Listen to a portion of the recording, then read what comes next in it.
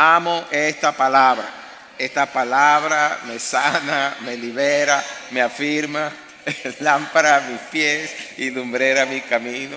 Me hace sabio y transforma mi alma. Me prepara para reinar con Él. Amo esta palabra. Muy bien, siéntense. Y si trajeron su Biblia normal de papel, su Biblia antigua, como antes, ¿verdad? Porque ya todo está electrónico, pueden abrirlo en Hebreos capítulo 10, ahí donde está nuestro texto base. Si no, búsquenlo también en su Biblia electrónica, en donde la tenga, sea su teléfono, su iPad. Pero mire, cuando abra la Biblia en su teléfono, es para la Biblia, ¿ok?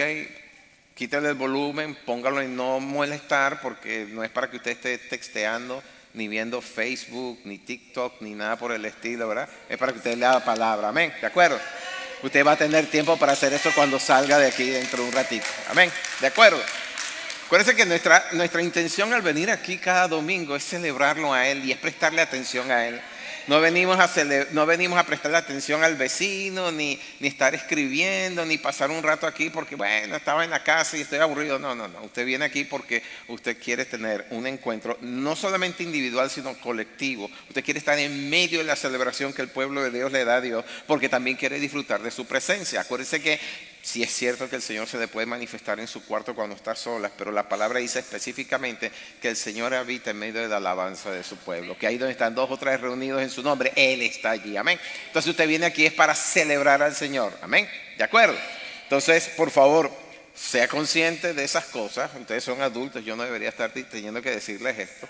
Usted cuando ponga su teléfono, es más, cuando usted entra por allí, usted debería poner su teléfono en no molestar, do not disturb. Y entonces, si abre su Biblia, es su Biblia, no lo va a estar fastidiando con emails, ni con mensajes de texto, ni nada por el estilo. Y usted tampoco va a ceder a la tentación de ir a Facebook, ¿verdad? Y ese tipo de cosas. Ok, texto base. Ahora, el texto base de hoy lo voy a leer inicialmente en una versión que casi nunca hemos usado aquí, que es la Biblia de las Américas, una versión hecha para latinoamericanos. Y después lo vamos a leer en la Nueva Traducción Viviente y les explico por qué. Entonces dice así, versos 24 y 25. Y consideremos cómo estimularnos unos a otros al amor y a las buenas obras, no dejando de congregarnos, como es la costumbre de algunos, sino animándonos unos a otros y tanto más al ver que el día se acerca. Vamos a ver la otra traducción, la Nueva Traducción Viviente. Y verán por qué, ya lo tengo resaltado ahí. Dice, pensemos en maneras de motivarnos unos a otros a realizar actos de amor y buenas acciones. Y no dejemos de congregarnos como lo hacen algunos, sino animémonos unos a otros, sobre todo ahora que el día de su regreso se acerca. Escogí esta otra versión solamente por la forma en que expresa ese último párrafo del versículo 25. Sobre todo ahora que el día de su regreso se acerca. Y habrá gente que dice, bueno, sí, pero tienen 2000 años diciendo eso. Bueno, estamos 2000 años más cerca de su venida. ¿Ok? No podemos decir que todavía podemos esperar 2000 años más. No, ya han pasado 2000 años y estamos mucho más cerca que antes. Amén. Y si usted ha estado siguiendo las noticias, si usted ha estado prestando la atención a los acontecimientos mundiales, sobre todo en los últimos meses, usted verá que ahora es cuando tiene que estar más atento que nunca. ¿Okay? Y estoy diciendo que tiene que estar atento, no preocupado. Son dos cosas totalmente distintas. ¿Sí? Hay que estar atentos a lo que está sucediendo, porque cada cosa que nosotros vemos que está sucediendo nos indica, esto lo dijo el Señor en su palabra. Mira, acaba de suceder otra señal. Oye, de verdad que sí. Pero además de eso, si ustedes se dan cuenta, sobre todo los de ustedes que accesan a través del internet, otros sitios, sobre todo proféticos, verán la insistencia que tienen los profetas hoy en día, de decir, miren, el Señor me habló y me dijo con vehemencia que le dijera a su pueblo que ya viene, que ya está aquí, ¿ok? Entonces, cuando estamos escuchando esas cosas, como dije, uno dice, sí, bueno, pero eso lo estamos escuchando desde que me convertí. Yo tengo 40 años escuchando eso. Pero en 40 años nunca había visto tanta insistencia y tanta vehemencia de parte del Espíritu de Dios de estar diciendo, ya vengo, ya vengo. El otro día vi a un profeta, y este profeta pues no lo conocía, pero me impactó primero porque lo que vi había sido, estoy hablando de hace unas semanas atrás, pero lo que vi había sido puesto en YouTube en el mes de marzo. Y en el mes de marzo él decía, el Señor me mostró esto. Y lo que le mostró fue el atentado que le hicieron al presidente Trump. Pero lo dijo con tanto detalle. Dije, yo vi al presidente Trump, estaba no sé en dónde, pero yo vi cuando le dispararon y la bala le rozó la oreja y vi sangre salir. Pero cuando cayó el presidente Trump, él estaba de rodillas, pero estaba dándole gracias a Dios. Y cuando se levantó allí, se levantó, pero más radical para Cristo que nunca. Eso a mí me impactó, porque eso fue lo que pasó el mes pasado. Y eso lo está anunciando él en marzo. Y entonces dije, bueno, este es uno de esos profetas videntes que son bien exactos. Pero él dijo otra cosa. Además de eso, él dijo, y el Señor me dice que ya viene, que todas estas cosas están sucediendo porque ya viene, que su venida está cerca. Y después vi otro video de él en la cual el Señor le mostraba, y dice que la cara del Señor lo hizo llorar, porque ¿cómo se llama? La preocupación del Señor era que su pueblo no estaba preparado. Y le mostró en visión todo su rebaño. Y decía, todos eran ovejas del Señor, pero había unas que estaban limpias, blancas, y otras que estaban sucias. Y el Señor lloraba por aquellas que no estaban sucias, que estaban metidas en sus asuntos, que todavía no estaban viviendo vidas de santidad como debe ser. Que decían, sí, yo soy creyente, pero no estaban viviendo como debe ser. Y el Señor decía, vengo pronto y estas no están listas para irse conmigo. Esas son cosas que uno dice, si uno sobre todo conoce la palabra y si uno tiene el Espíritu Santo, ¿verdad? Uno dice, oye, estas son cosas que uno tiene que prestarle atención. No solamente en lo personal, sino yo como pastor tengo el deber de decirles al pueblo, hermano, esto es lo que está diciendo el Espíritu en estos días. ¿Okay? Y sí, o sea, ¿tenemos años escuchando eso? Pues sí, tenemos años escuchando eso, pero han pasado años, quiere decir que estamos más cerca de la meta. Entonces, si usted está de los que, no, el Señor tarda en venir, el Señor tarda en venir. Bueno, ahí en la Biblia aparece, Pedro dice, no crean que porque el Señor tarda en venir, que es que no se va a cumplir. El Señor va a venir, lo que pasa es que en su misericordia Él ha extendido el tiempo. Pero ¿cuánto tiempo más lo va a extender el Señor? Yo me acuerdo de una profecía atrás, hace muchos años, en donde el Señor le decía, bueno, ¿qué quieren ustedes? ¿Que el juicio sea en esta generación o para la generación que sigue? ¿Hasta cuándo voy a seguir posponiendo esto? Y en una ocasión escuché un pastor decir que el Señor le decía que el Señor le decía que Él había puesto a la iglesia para acelerar su venida, pero la iglesia lo que había hecho era retrasar su venida. Y esas son cosas que hay que estar prestando la atención, sobre todo en estos tiempos. Guerra y rumores de guerra hemos oído por todas partes, pero cuando tú oyes a Israel que está metido en tremenda batalla y todo lo que está aconteciendo en Europa, y estás viendo lo que pasaron en las Olimpiadas, y estás viendo el descaro con lo cual están mofándose del cristianismo, mofándose de Dios. Cuando tú estás viendo eso, inmediatamente la mente te va a lo que dijo el Señor en Mateo 24, ¿okay? Por haberse multiplicado la maldad en esos tiempos. ¡Wow! Y es verdad, usted ve eso y es una cosa terrible. Ayer mi esposa me mostró un pequeño video en donde a una mujer que estaba en estado la agarraron así porque no había cupo en el autobús y la tiraron así para el piso. Y estaba en estado. O sea, son cosas que tú dices, la verdad que la maldad. Y cuando tú escuchas cómo están abusando de la gente, de los niños pequeños, o sea, tú dices, Dios mío, ¿hasta cuándo? Por haberse multiplicado la maldad en aquellos días, el amor de muchos se enfriará. Wow, tremendo. Yo me acuerdo, hace 40 años que cuando yo me convertí, me decían, es que el Señor ya viene y puede venir esta noche. Y entonces uno le metía ese miedo, ¿verdad? Y eso era una malinterpretación también de lo que había escrito Pablo en Filipenses 2, cuando dice, ocupaos de vuestra salvación, ¿no? Entonces uno decía, ponían el preocupados por vuestra salvación. Miren, la verdad es que si tú estás en Cristo, estás bien centrado en Cristo, Tú no tienes que estar preocupado, al contrario, tienes que estar mirando hacia arriba porque sabes que ella viene y viene por ti. Tienes que estar como las 5 vírgenes que ya estaban con sus lámparas bien llenas de aceite esperando que llegara el novio. Amén, ¿de acuerdo? ¿Okay? Me gusta como lo dice, entonces la palabra ocupados en vuestra salvación, que viene de una palabra griega que es katergasomai, lo que quiere decir es estar listo. Estar listo. Y la Nueva Traducción Viviente me gusta como lo dicen por esa razón. Dice, esfuércense por demostrar los resultados de su salvación, obedeciendo a Dios con profunda reverencia y temor. Amén. Así que estén atentos. Y ahora más que nunca lo que nos está diciendo el Espíritu en estos días. Porque, como les dije, en 40 años que tengo en el Señor, nunca había escuchado tanta vehemencia de parte del Espíritu Santo a través de sus profetas para que estemos atentos a todas esas cosas. Amén.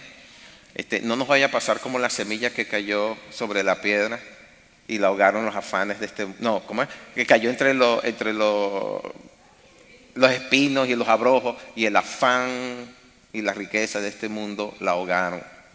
Porque yo sé que estamos ocupados en qué vamos a comer mañana. Bueno, el Señor dijo, la vida del hombre no consiste en solamente en la comida o en lo que viste, ¿ok? ¿De acuerdo? ¿Salimos a trabajar? Claro que sí, pero con un ojo mirando para arriba. ¿Verdad? Con el corazón bien listo y bien, sobre todo, hermanos, examinándose delante del espejo de la palabra de Dios. ¿Dónde estoy yo hoy con respecto al Señor? Porque Dios es amor. Sí, Dios es amor. Pero a la gente se olvida que Dios también es justo. Y dice, y Dios es justo, dice, y no dará por inocente al malvado. Amén. Ok, así que les exhorto, o simplemente los aconsejo a que no pierdan tiempo en tantas cosas triviales que embasuran la mente, alimentándolo de cosas que no edifican. Esta mañana desperté con un mensaje una ilustración que me mandó el hermano Gadiel, que no se los puedo ni poner ni se los puedo describir porque la verdad es que como que es un poquito grotesco, pero lo que daba a entender que todo lo que salía de esas pantallas de televisión era pura basura.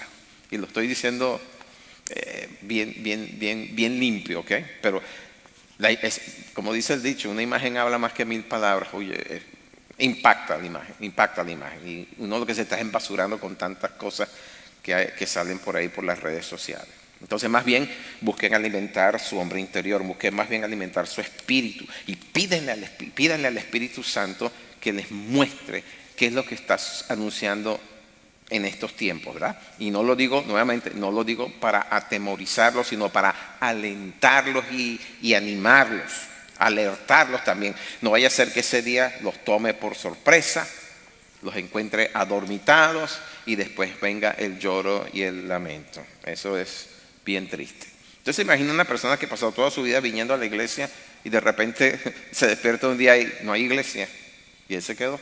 Eso debe ser bien feo, bien triste. Ok, dicho todo eso, me tomé el tiempo para decirles eso porque, bueno, es mi deber hacerlo y siento que es el tiempo de decirlo también, ¿ok? Nosotros debemos estar ocupados en lo que Dios quiere que nosotros hagamos, que nos agarre ocupados en lo que nos llamó a hacer, amén. Ok, dicho eso, les recuerdo entonces que estamos en esta miniserie llamada En sus pasos y que estamos basando las enseñanzas de este mes sobre 4 columnas o valores que acompañan la visión y misión de esta casa de adoración. Y esas 4 columnas son oración, lo puedes poner en pantalla por favor, oración, presencia, generosidad y servicio. Y la semana pasada hablamos de la primera columna que es la oración. Y la verdad sea dicha, yo sentí que quedamos cortos porque hay tanto más que hablar acerca de la oración, hay tanto más que enseñar acerca de la oración, sobre todo cuando queremos que nuestras oraciones sean efectivas. Porque hay mucha gente que dice, es que yo oro y nunca hay una respuesta. Bueno, la razón de eso es que porque tu oración tal vez no está siendo efectiva. Eso puede ser una posibilidad. Otra es porque estás pidiendo mal, como dice Santiago, pedís y no recibís porque pedís mal. ¿Ok? Entonces, hay mucho más que hablar de eso. Pero cuando queremos que nuestras oraciones sean efectivas, podemos hacer un poquito más de énfasis, ¿verdad? Dice Santiago, capítulo 5, verso 16, Nueva Traducción Viviente, la oración ferviente de una persona justa tiene mucho poder y da resultados maravillosos. La Reina Valera habla en donde dice oración ferviente, lo llama oración eficaz. Y esa palabra eficaz viene del griego energeo, que significa la habilidad de hacer que algo funcione. Y eso se llama fe, porque la fe es lo que hace que esas cosas funcionen. Entonces, cuando oramos, la oración eficaz del justo o la oración ferviente del justo se basa en la fe que él tiene. ¿Okay? Entonces, dos condiciones hay que reunir para que la oración tenga respuesta. Uno, que sea justa, y otra, que sea eficaz. ¿Okay? ¿A qué se refiere ser justo cuando dice la palabra la oración eficaz del justo? Bueno, a nuestra condición personal delante del Señor. Has puesto toda tu confianza y esperanza en la persona de Jesucristo como el único que puede salvarte. Entonces, en el reino de Dios eres considerada una persona justa, eres un justo. Y no por tus buenas obras. El hermano Gabriel lo estaba cantando esta mañana espontáneamente. No es por lo que nosotros hemos hecho, es por lo que Él es. Amén. Es por nuestra fe entonces en nuestro Señor Jesucristo, quien es el verdadero justo. Él sí fue justo. Okay. Dice Pedro, 1 Pedro capítulo 3, verso 18, que Cristo padeció una sola vez por los pecados, el justo por los injustos, para llevarnos a Dios. Entonces no hay otra vía. ¿Sí? Es a través de Cristo Jesús. Y si entramos por la puerta que es Cristo Jesús en el reino, entonces somos considerados justos. ¿Por qué? Porque ese padecimiento que Él soportó en la cruz, escribe Pablo en Colosenses 2:14, que en esa cruz clavó las actas y los decretos que había en nuestra contra. Todas las actas y los decretos que había en nuestra contra. Y me llama la atención la palabra actas con todo lo que está pasando en Venezuela ahorita, y las actas falsas y las actas... Bueno, las que Él clavó en la cruz, las que clavó el Señor Jesucristo, son verdaderas. Amén. Son las verdaderas actas que había en tu contra. ¿Ok? Él cargó, dice la Nueva Traducción Viviente, el acta con todos los cargos que habían contra nosotros y los clavó en la cruz del Calvario. Así que si estás en Cristo Jesús, si tu vida, como dice Pablo en Colosenses 3:3, si tu vida está escondida en Cristo, si Jesucristo es verdaderamente tu Señor, escucha bien, si Él es verdaderamente tu Señor, si en tu vida se manifiesta el señorío de Cristo, y no solamente lo tienes como un Salvador, y no solamente lo tienes como una tradición heredada en tu vida, sino que tienes verdaderamente una relación de amor y obediencia con el Padre por medio de Jesucristo, entonces eres considerado un justo. ¿Ok? Has sido justificado, dice Romanos 5:1. Justificado por la fe y estás en paz con Dios. Y el amor de Dios que excede todo conocimiento ha sido derramado en tu corazón por medio del Espíritu Santo que te fue dado, dice el versículo 5 de Romanos 5. Y el sentido de la otra palabra, que es eficaz, lo expliqué hace un momentico cuando dije que era la habilidad para hacer que algo funcione, ¿verdad? Hay otra definición también, y es traer algo a existencia. ¿Ok? Traer algo a existencia. Y entonces esa habilidad proviene no de nosotros, obviamente, sino del Espíritu de Dios que Dios ha hecho morar en nosotros y que nos anhela ardientemente. Eso está en Santiago 4, verso 5. ¿Sabes que el Espíritu de Dios te anhela ardientemente? Te anhela, te busca. Cuando estás despierto, cuando estás dormida, cuando estás trabajando, cuando estás de reposo, te anhela, te busca, te persigue porque quiere llamar tu atención. Y quiere llamar tu atención porque las cosas que vienen, cuando pasen todas las cosas, Él quiere llamarte a una eternidad con Él. ¿Ok? Tienes al Espíritu Santo, entonces tienes la habilidad para orar con precisión y sin mucha palabrería. Y esto lo digo basado en lo que dijo el Señor en Mateo 6:7. ¿Ok? Palabrería. Bueno, la palabra que aparece ahí en la Reina Valera es vanas repeticiones. Y la Biblia textual usa la palabra parlotear, ¿no? Si hay alguno aquí que es italiano sabrá que parlare viene de... ¿Ok? Pero hablar mucho, decir muchas cosas, parlotear. ¿Ok? No hay que decir muchas cosas para ser eficaz en la oración. ¿Ok? Yo creo que hasta... No solamente lo dijo para ahorrarnos tiempo, sino lo dijo porque le fastidia que estemos hablando y hablando y hablando y hablando sin llegar al punto. Y en eso sí me parezco al Señor. Si no, pregúntenle a mi esposa. A mí me gusta que vayan al punto. Cuando me están dando vueltas y me están rodeando, yo estoy que... ¿Qué quieres decir con todo eso? Acelera, llega el punto. Claro, no lo hago así visiblemente, sino por dentro estoy... Entonces, ¿qué quiere decir? Entonces, media hora me están dando vueltas ya, pacientemente, el Señor trabajándome la paciencia para yo, lo que está ya esperando llegar. Por fin dijo lo que quería decir. Bueno, ustedes se imaginan al Señor también, el Señor así que... Ups. Miren, el Señor dice la palabra que antes de que abramos nuestra boca, Él ya sabe lo que va a salir por allí. Lo conoce todo. Y entonces el Señor lo que quiere es que tú vengas con sinceridad, con humildad, con fe, pero le digas exactamente qué es lo que necesitas y qué es lo que pasa contigo. Porque también debe quedar asentado que lo dijiste. Pero entonces estás dando vueltas y vueltas y vueltas. Y el Señor, menos mal que tengo una eternidad para escuchar a este hijo mío. No se me acaba el tiempo, dice el Señor, tengo una eternidad para escucharlo. Así que no tenemos por qué usar muchas palabras cuando estamos orando, ¿verdad? Y escúchame bien, les voy a dar un dato. Creo que esto lo dije antes, pero en otra ocasión, pero se los voy a volver a repetir. Este es un dato interesante. Cuando estamos hablando de la oración, todo se resume en el hecho de que para orar hay que aprender a orar. Perdón, para aprender a orar hay que orar, lo dije al revés. Para aprender a orar hay que orar. Es igual, usted puede, oye, necesito aprender a nadar. Te puedes comprar todos los libros y puedes ver todos los videos de natación, pero hasta que no te zambulles en el agua, nunca vas a aprender a nadar. Es igual, hasta que no te sumerjas en la oración.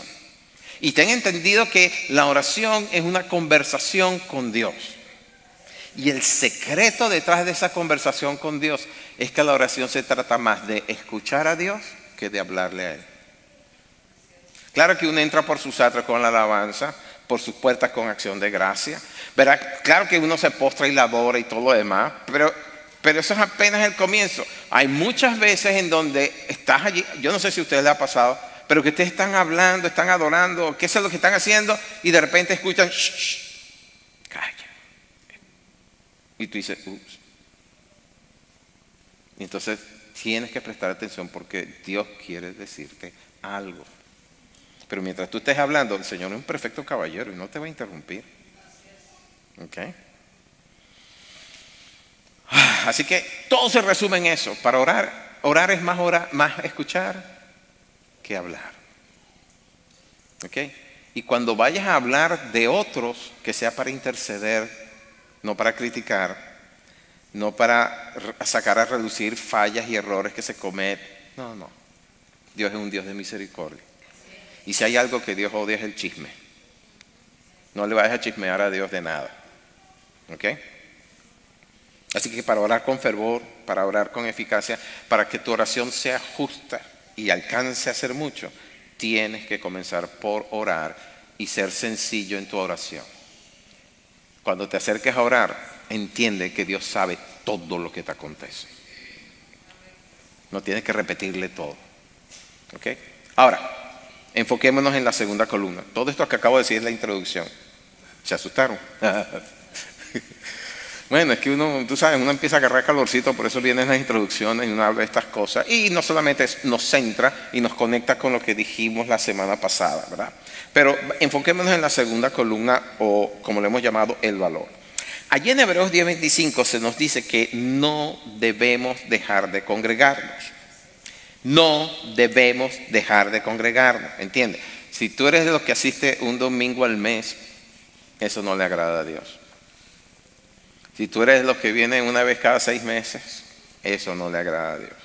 Ustedes saben que en el catecismo católico romano dice que tienes que ir a misa los domingos, día feriado o en Pascua, cualquiera de esas 3, pero por lo menos una vez al año. Eso no es lo que Dios quiere. Eso no es lo que Dios quiere. ¿Ok? Así que no debemos dejar de congregarnos. Y añade, como algunos tienen por costumbre. ¿Eres tú uno de esos que tienen por costumbre no congregarse? No levantes la mano porque esta es una pregunta retórica. ¿Ok? Cuando uno dice retórica es porque sencillamente lanza la pregunta, pero no es necesario responderla. Pero sí debería avergonzarte si eres uno de ellos que se congrega eventualmente. Y les voy a decir lo siguiente: difícilmente encontraremos en la Biblia una exhortación, en otra parte de la Biblia, una exhortación como esta, de congregarnos y que sea más clara y precisa que lo que está escribiendo aquí el autor de Hebreos, ¿ok? Y es que como cuerpo, como miembros del cuerpo de Cristo, nosotros tenemos que ser intencionales al juntarnos como, voy a usar una palabra aquí, asamblea. Aquí los que estamos reunidos en este momento, en la práctica, somos la asamblea del cuerpo de Cristo. Asamblea es una de las definiciones de lo que es iglesia. La palabra eclesia en griego habla de asamblea, congregación. Y tiene, mejor dicho, esa palabra eclesia es de naturaleza legal. Por eso la palabra asamblea, cuando nos ensamblamos como cuerpo, eso es lo que estamos haciendo. Usted nunca lo ha pensado así. Todos somos parte del cuerpo de Cristo. Cada uno tiene su función particular. Inclusive Pablo trae una ilustración acerca de eso, que no todos son ojos, no todos son boca, no todos son nariz, pero somos todos partes del cuerpo de Cristo. Y cuando nos juntamos, cada quien con su labor específica, con el don y el talento que Dios ha hecho, estamos haciendo que ensamblando el cuerpo espiritual de Cristo aquí en medio de nosotros. Así que al reunirnos en asamblea sucede algo también importante. Estamos llamando a una asamblea de carácter legal. Somos una asamblea de carácter legal. Así que cuando nos congregamos debemos tener claro que también es, además de disfrutar de su presencia y recibir bendiciones del cielo, es también para tratar los asuntos del reino estando el rey presente y para legislar en su nombre. Y esa es una de las cosas que yo sé que nos ha faltado aquí en la iglesia.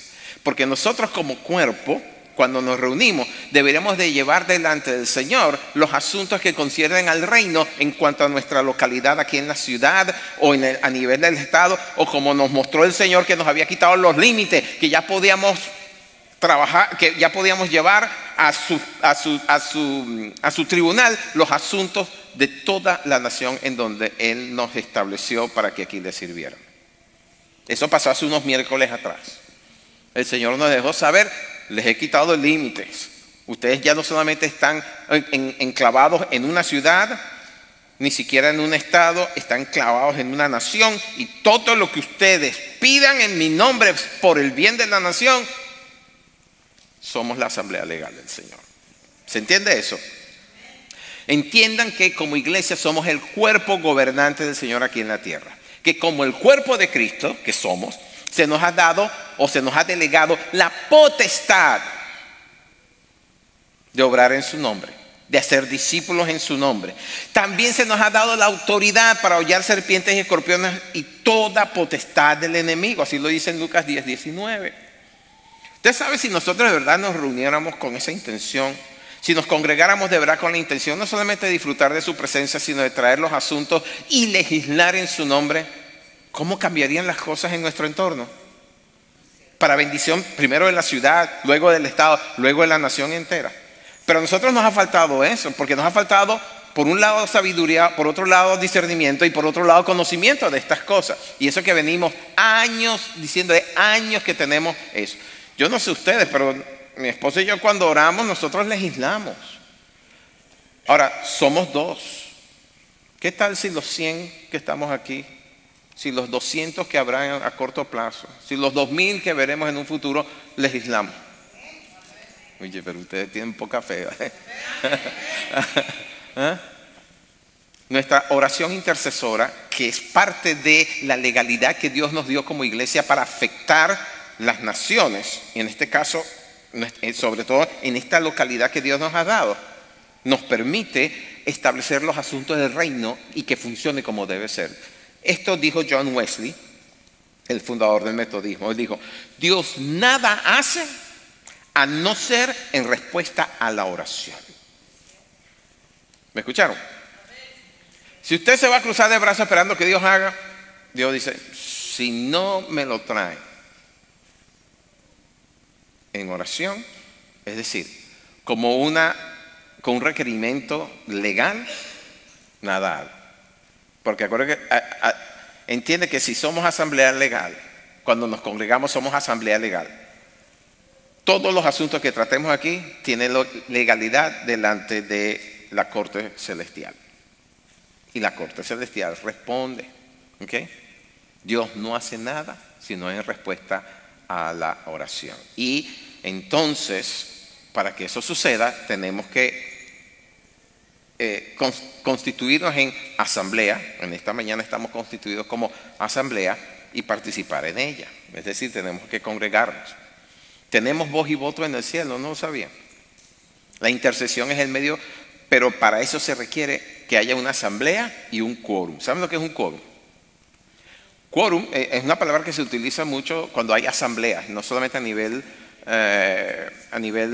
empresarial, sino también cuando hay, por ejemplo, el Congreso. Si el Congreso tiene que tener un mínimo de asistentes para que una votación o un asunto sobre el cual se va a dirimir tenga legalidad. ¿Ok? Tiene que haber un mínimo. Yo no me acuerdo cuánto es el mínimo para el Congreso de los Estados Unidos, pero estoy casi seguro que si es menos del 50%, lo que se dirima ahí dentro no pasa, porque no había suficiente representatividad. Así lo dice legalmente. ¿Okay? Igual, cuando hay una asamblea de accionistas, digamos que son 100 accionistas, si nada más se presentan 20, no hay quórum. En otras palabras, lo que decían esos 20 no tiene fuerza suficiente para cambiar los estatutos de la empresa, porque la mayoría, el 80%, falta. Pero hay estatutos que dicen el 50 más 1.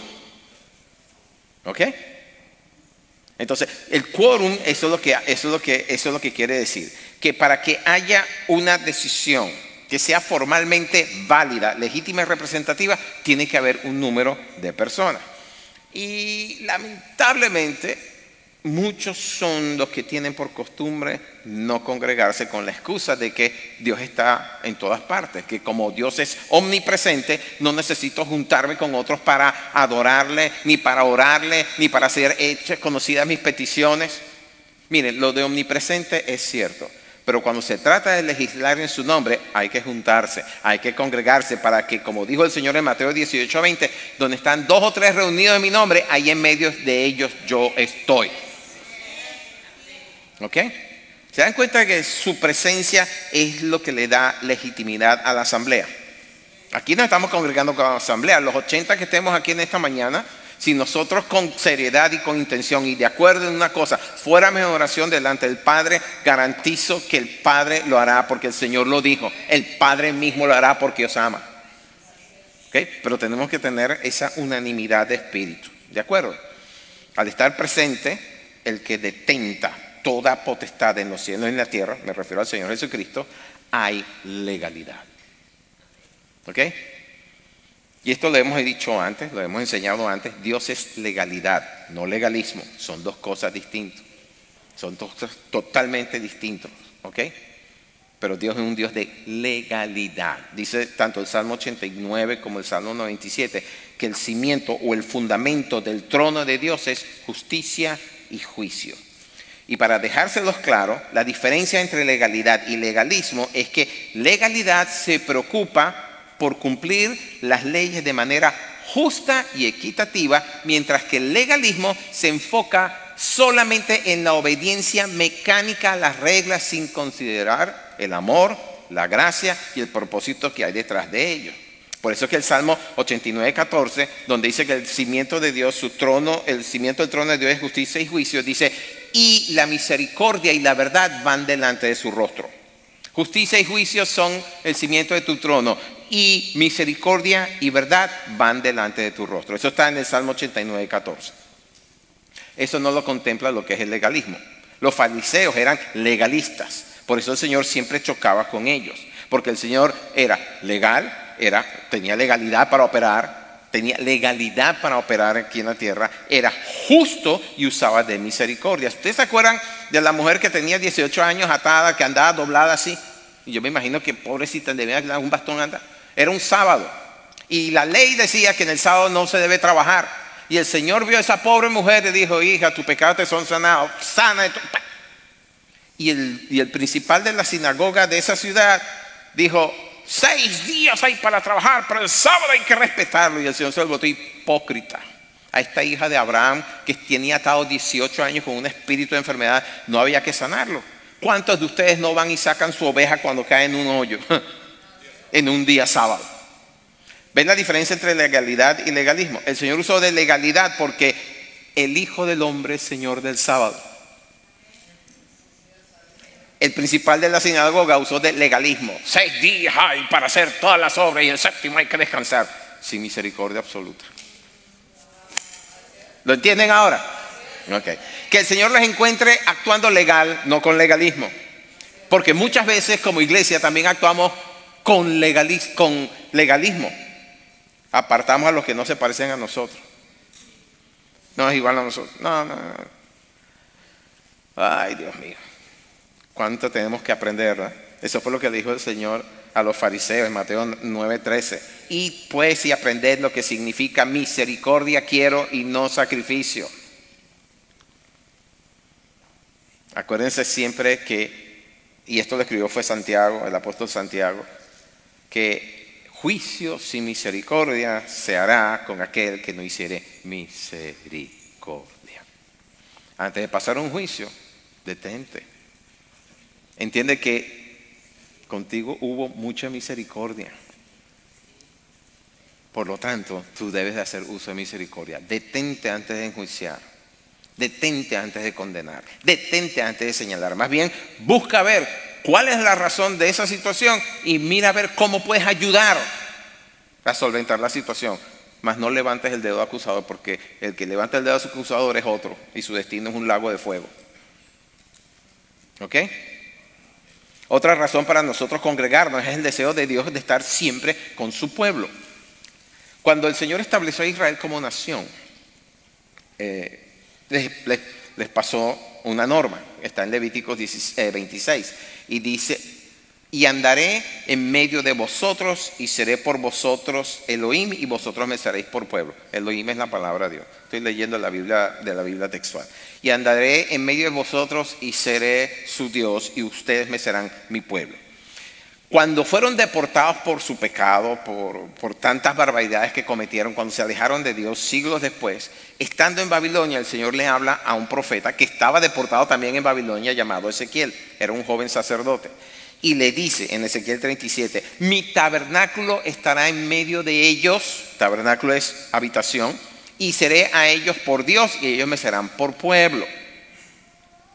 ¿Okay? Estando ellos deportados, el Señor todavía les da esa palabra de aliento y les dice: todavía mi deseo es estar en medio de ustedes, habitar entre ustedes. Y cuando pase este momento de juicio, volverán y yo andaré en medio de ustedes y ustedes me serán mi pueblo y yo seré su Dios. ¿Y cuál es la imagen final que tenemos de todo eso? En Apocalipsis 21:3. Yo no sé si lo puse en pantalla o no, pero Apocalipsis 21:3 dice...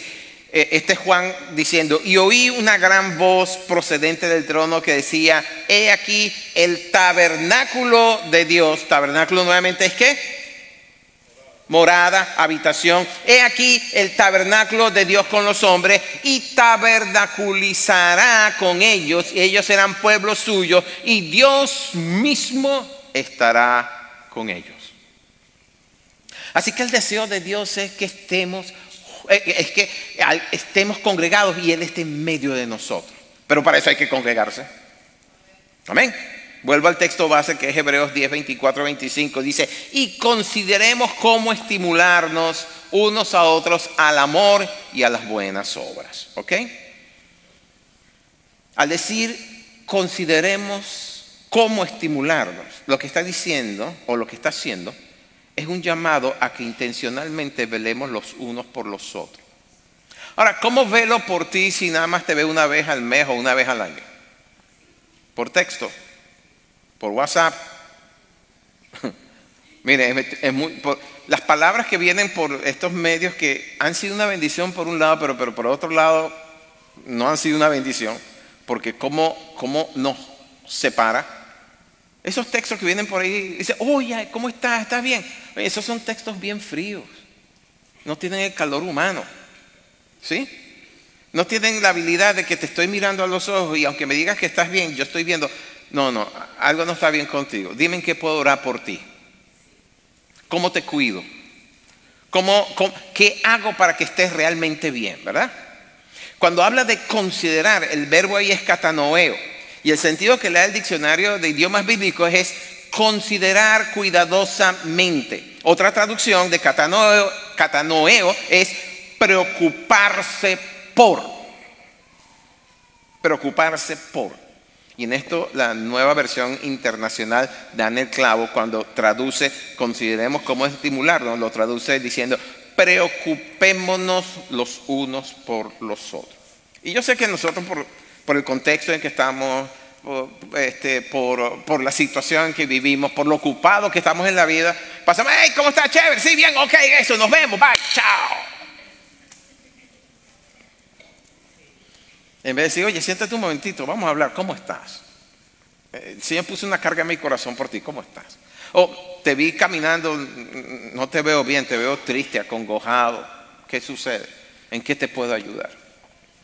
Bueno, estamos tan ocupados entre semanas que a veces ni siquiera para enviar un texto tenemos, ¿verdad? Pero cuando nos congregamos juntos, sobre todo cuando estamos en esas reuniones en donde comemos y nos divertimos, que es cuando más de ustedes vienen, ¿verdad que nos podemos, verdad que ahí sí nos podemos, verdad que ahí sí es verdad que podemos presentar, preocuparnos? ¿Conseguiste suficiente? Mira que hay más. Se vale repetir, dice el pastor, ¿va? Entonces, en lugar de venir a la iglesia, y esto tiene que ver con la actitud del corazón también, ¿verdad? En vez de venir a la iglesia a congregarse para obtener un beneficio personal, uno tiene que venir a este tipo de reuniones para motivarnos a seguir creciendo en amor los unos por los otros, a motivarnos a servirnos, a motivarnos a amarnos más, de tal manera que lo que se produzca sea el amor de Dios entre nosotros y las buenas obras que Dios ha puesto delante de nosotros para que la hagamos. Y eso se traduce en amor y servicio a Dios y a su reino. Porque cuando yo te sirvo a ti, sirvo al Señor. Si no, ahí tienen el ejemplo del buen samaritano. ¿Se acuerdan de eso? Bueno, y yo sé que las traducciones dicen el buen samaritano, o los encabezados dicen buen samaritano. El Señor nunca habló de buen samaritano, habló de un samaritano. O sea, que no era un tipo especial. Es igual que el ladrón en la cruz, que decían el buen ladrón. No era nada bueno. Pero llegó al cielo, ¿por qué? Porque ahí reconoció al Señor en ese momento, en esos pocos minutos que le quedaban, reconoció que el Señor era rey y le dijo, acuérdate de mí cuando estés en tu paraíso, y ¡pum! Y qué impresionante, ¿no? Él no tuvo que pasar como yo 40 años tratando de ser bueno. No tuvo que pasar por la escuela dominical, no tuvo que pasar por el seminario, no tuvo que bautizarse, ni siquiera tuvo la Santa Cena y llegó al paraíso. Qué bendición, yo quiero conocerlo cuando llegue allá. Uy, qué bendición tuviste tú, chico.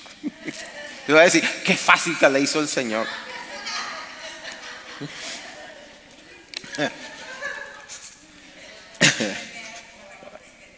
¿Ah? Eso lo sabe Dios. Eso solo lo sabe Dios.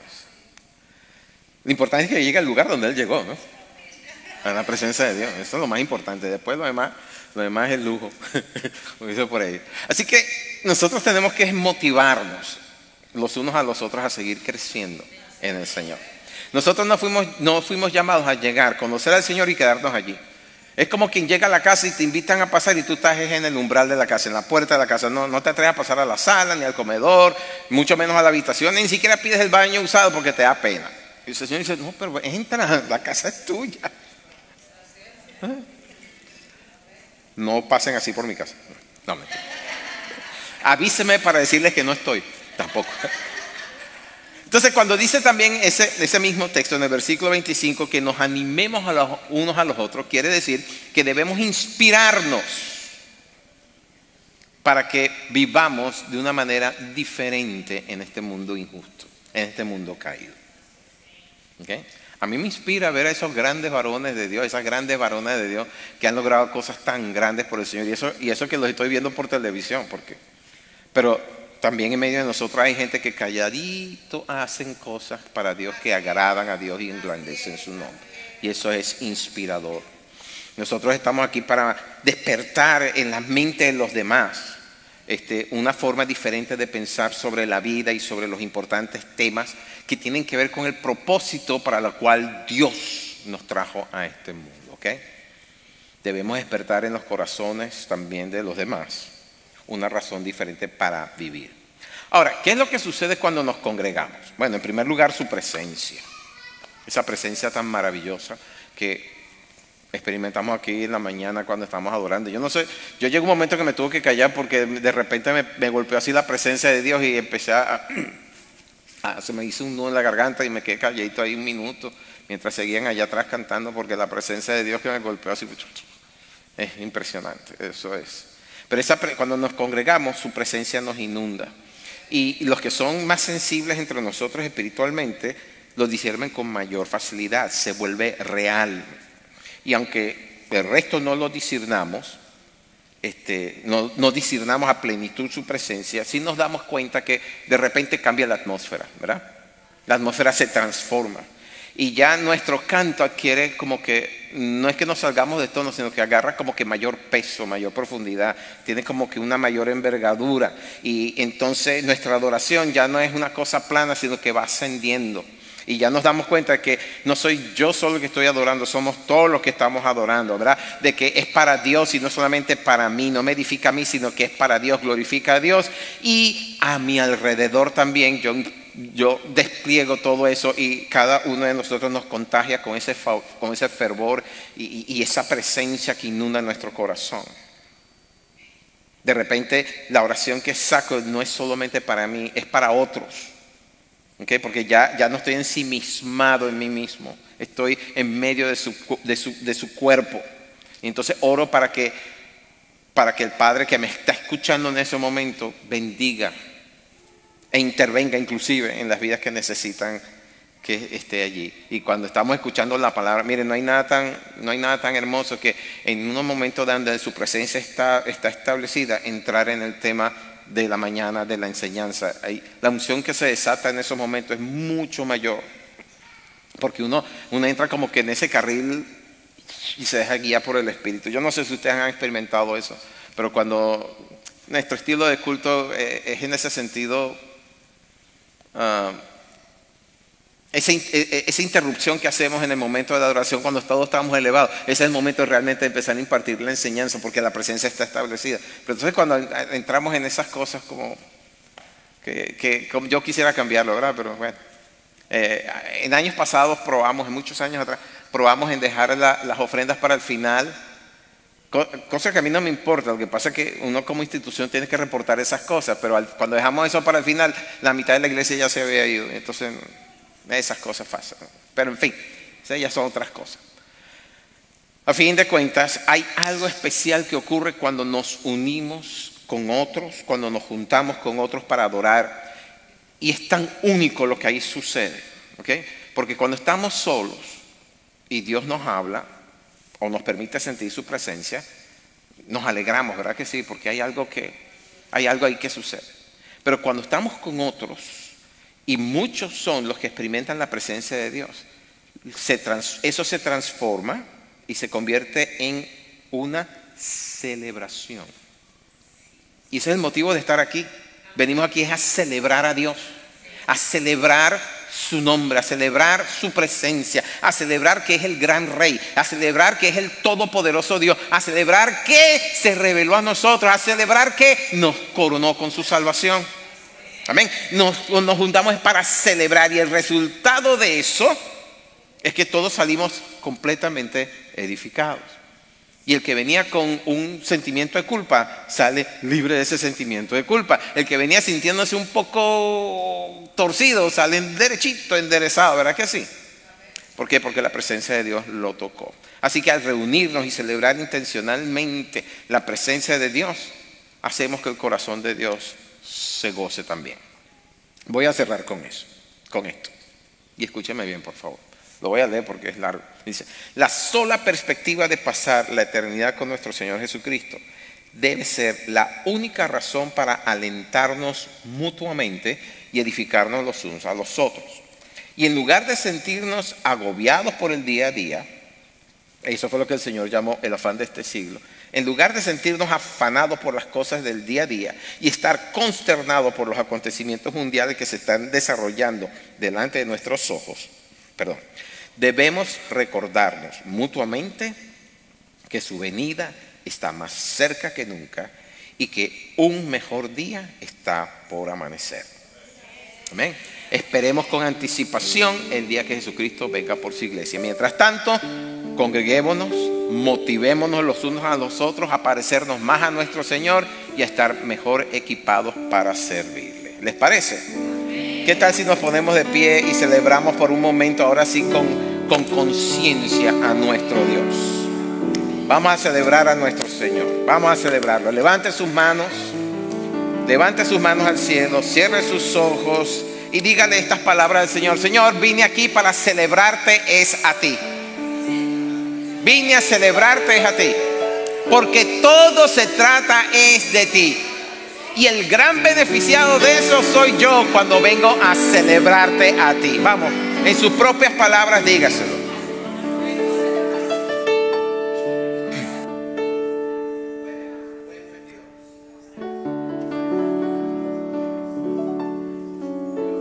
Realmente bueno. Te estamos agradecidos, Dios.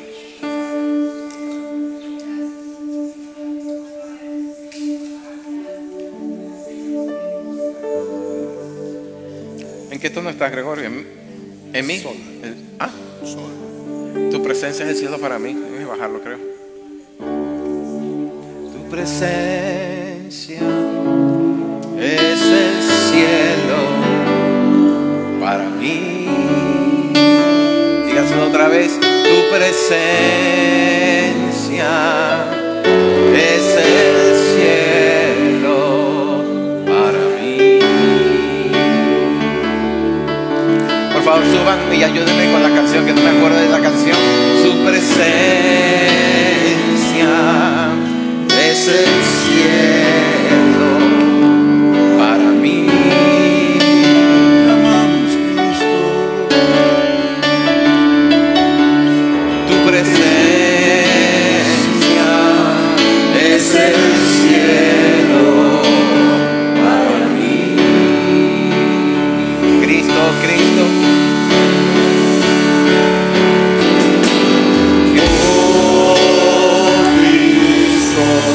Oh Cristo, tu presencia es el cielo para mí. Oh Cristo, oh Cristo,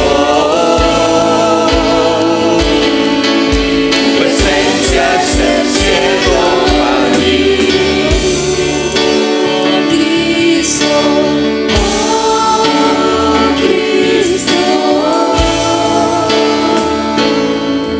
Tu presencia es el cielo para mí.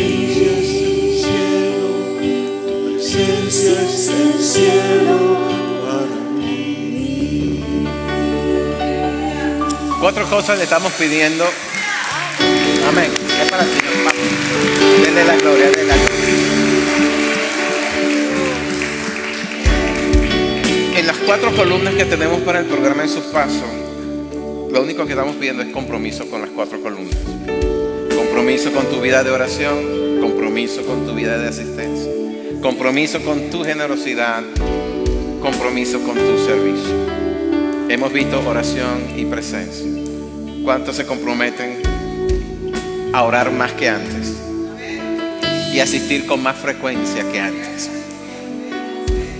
Ese compromiso no es con el pastor, no es con la institución, es con el Rey de Reyes, es con tu Salvador, es con el dueño de tu vida, es con el que tiene en sus manos tu futuro.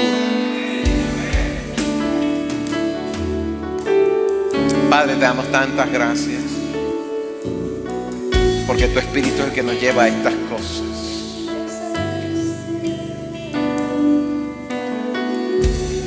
¿Puedes comenzar esa canción desde el principio? Comienzan desde el principio.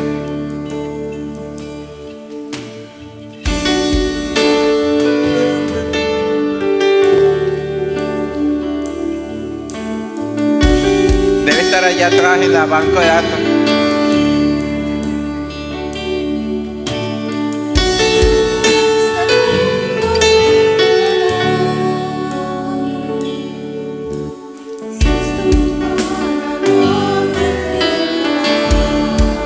Repítelo otra vez, por favor.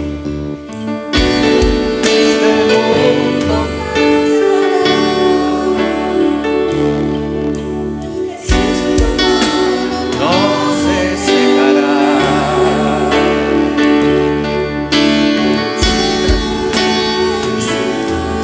Es el cielo para mí.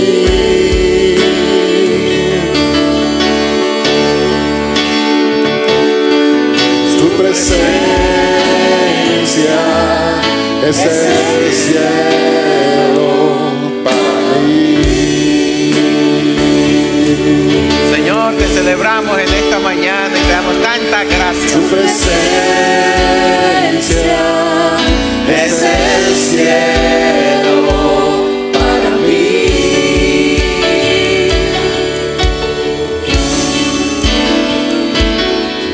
Tu presencia es el cielo para mí.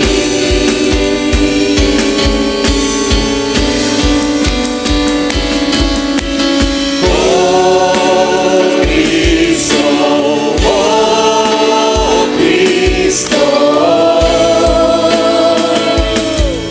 tu presencia es el cielo para mí.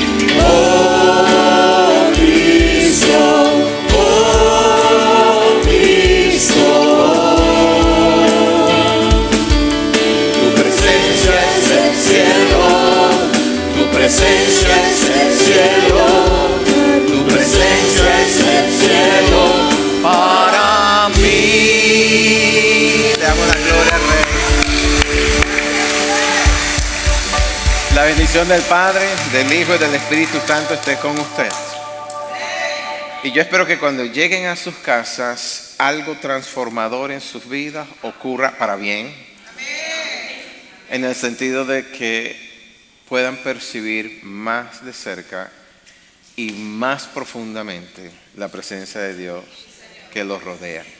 Que puedan disfrutar cada mañana de su misericordia que es nueva sobre nosotros. Y que puedan prosperar en cada paso que den